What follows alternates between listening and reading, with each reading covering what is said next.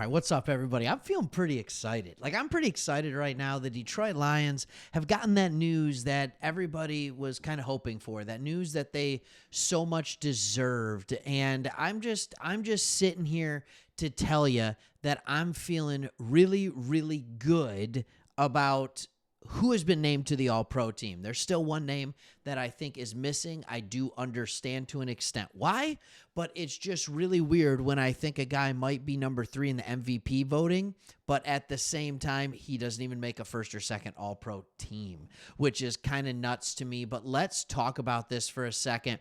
The Detroit Lions have not 1, not 2, not 3, 4, or even 5, but 6 All-Pro players that have been honored. We're going to talk about those six players.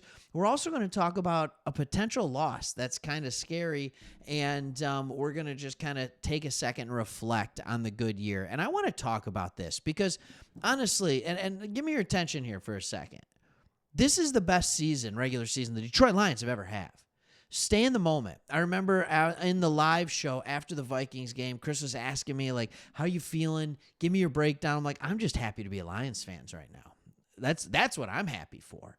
And I just want us to enjoy this moment. It could be gone like that. It could be one loss into the playoffs and it's done, and all of a sudden the season's over. So live in this bye week. Enjoy it. Love watching other teams play this weekend knowing my team doesn't have to play. We don't have to play till next week, and you just get to sit back and relax and see who you're going to play. And who cares who we play? Because we're the number 1 seed. We are the number 1 team. All teams present a different threat, whether it's the Rams or the Vikings or the Commanders or the Packers. It doesn't matter. We should be the best team on the field when they come to play us in Detroit. Just enjoy watching good football and enjoy knowing that our team doesn't have to win. We already took care of business in the wild card weekend. So let's talk about who our All-Pros are. First, there are 4 first-team All-Pro players. It's Amon-Ra St. Brown. This is his second year in a row being an All-Pro. They give it to 3 wide receivers. Penei Sewell, all right, his second year in a row, they give it to 2 tackles. And Kirby Joseph, first-time All-Pro honoree. Remember when I did the video earlier and I was talking about how Kirby Joseph will be an All-Pro safety, but he didn't even make the Pro Bowl? Are you kidding me with this? Well, guess what? I promise you, Kirby Joseph would rather be an All-Pro than a Pro Bowler. I mean, I guess depending on, certain contract things and all that kind of stuff. And then Jack Fox, all right? He led the league. I mean, he didn't have a lot of punts this year, but he set a new NFL record, I believe, for net punting yardage. All right, so yeah, he's going to be an All-Pro. That's how it works, or net average, all right? St. Brown, 115 catches. That's second in the NFL. 1,263 yards. That's 5th, and 12 touchdowns, 3rd.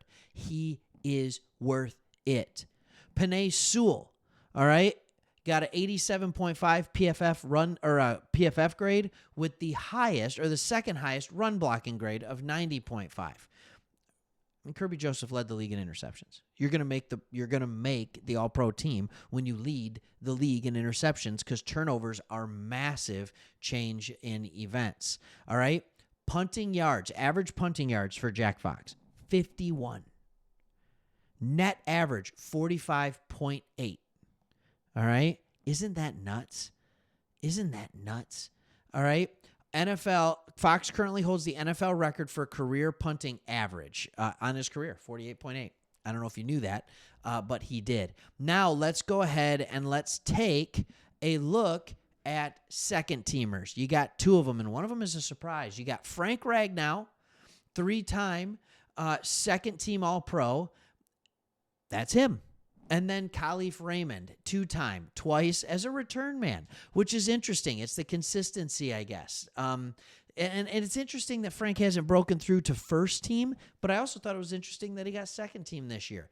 It's nice when he can be injured, when it seemed to me he didn't have his best season, and he's still the second best center in the league. Now, here's my question for you. Did anybody get snubbed? Would you have liked to see Jahmyr Gibbs Would you have liked to see him get a first or second team? What about Brian Branch? How about this snub? Not only did Jared Goff not get an all-pro first or second team, he didn't even get a vote. All right? He didn't even get a vote. So let's see a little bit why. Let's look at the all-pro teams here for a second. We're just going to spend some time here, and then we're going to spend even more time talking about somebody who we might lose. So anyways, Lamar Jackson at quarterback, Saquon Barkley, fullback, who cares? Tight end, Brock Bowers. Wide receivers, Chase, Jefferson, and St. Brown. There you go. Tristan Wirfs is the left tackle. Penei Sewell is the right tackle. Creed Humphrey at Kansas City. I get it. I get why he'd be first team. I understand why we don't have an edge rusher. It would have been Aiden Hutchinson. It would have been interior offensive lineman. You have Cam Hayward in a resurgent season. Chris Jones is absolutely dominant. Zach Bond just had a remarkable year for the Eagles. Fred Warner and Roquan Smith in Baltimore. I'm sure the Bears are happy they let him go. Cornerbacks, Patrick Surtain. You can be Surtain. He is an all-pro. Derek Stingley Jr., I don't see anything crazy there. These are the two best safeties in the league, Kirby Joseph and Xavier McKinney. That's what it is. That is what it is. Kevontae Turpin absolutely should be a kick returner. Marvin Mims absolutely should be the punt returner. This all makes sense. Quarterback is Josh Allen. I think that's why Jared Goff didn't even get votes. I think everybody just has said Lamar Jackson and Josh Allen, they for some reason believe that it's better from them. I don't know what it is. I don't know what it is or why it is, and it's probably just because they can run. You know, Jared Goff's statistics, passing-wise, the record, all of the things like that is better than both of these players. It just is. So he's there. Derrick Henry is the number 2 running back. In the year of the running back, it's still kind of a bummer that Jahmyr Gibbs couldn't find his way onto this, but we'll see what happens. You look at the wide receivers that are second team, Terry McLaurin, CeeDee Lamb, A.J. Brown. It makes sense that we would be ahead. George Kittle there makes sense. Use check. All this makes sense. And that's what I like because this is the AP All-Pro teams. This is the people who write about the sport. This is the people who know about the sport. So I'm not going to sit here and be as upset, all right, when these people, because they get it right. It's the Pro Bowl where you add fan voting and all of that kind of stuff. Like, I'm not really messing around with that. That's not like this crazy thing for me. Like, I get it. Like, that's what I want to listen to. I want to listen to the AP more than I want to listen to whatever in the world the fan voting does. People vote for the players that they love, right? And so it just makes sense that a name like Budda Baker would make it over Kirby Joseph when we're talking about safeties. All right, while I'm talking about all that jibber-jabbering, all that kind of stuff, I do want to get to a person who is kind of like quietly like an unsung hero. He's the man that was on the cover and of this video when I talk about that. And it's Chris Spielman. Chris Spielman is going to interview for the Jets job. And by Jets job, I mean GM. It's interesting. I think all of us had a thought that Ray Agnew would be going and getting a GM job somewhere, which, by the way, could net us a third-round pick if he goes. I'm not saying it's worth it, but because he does such a wonderful job. But Chris Spielman has been the guy behind the scenes. He was the man in the 90s for the Lions, and he's the guy behind the scenes now that is championing his coaches. He's championing his GM. He's championing his front office, and he is just a selfless, humble guy that is willing to work hard for anybody else. Also, this idea of GM, it's not new in his world. His brother was the GM for the Minnesota Vikings for many, many years. Now, he's going to interview for the Jets GM job. That is dumb. Spielman, do not leave for that job. That's all I have to say to you. Woody Johnson is a horrible owner. All right? He is a horrible owner. All right? So, yes, they will interview you. You can do that to learn, to figure out what an interview process looks like, to prepare. This is a good idea. All right? If you remember, Spielman was the first significant hire by Sheila Ford Hemp. All right. After she assumed control of the team, she hired Spielman, and Spielman was the guy who started putting this together. Spielman is the reason, Brad Holmes is here. Spielman is the reason that Dan Campbell is here. If Spielman wants to put his hand in as GM, that's fine.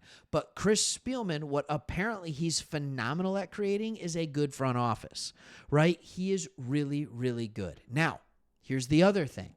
His brother Rick is working with the Jets. This is interesting. Along with former Jets GM Mike Tannenbaum, to organize the interview process for both a new GM and a new head coach. So the question becomes, what does this look like? If Spielman goes there, does that mean that all of a sudden Ben Johnson or Aaron Glenn? Like, what does that look like? And I'm going to tell you right now, Chris Spielman has no time for Aaron Rodgers and his antics and all the crap that he has done. So I just wanted to talk about that. This is a very talented roster, and credit earned, credit due, all pro. I'm sure there's some kickers in the contracts. I haven't looked into that yet, but just wanted to get out here and just spread some of the good news as we're going into this bye week. Pretty soon, we're going to know who we're playing. Just a couple days. All right. Thanks for watching. See you on the next one.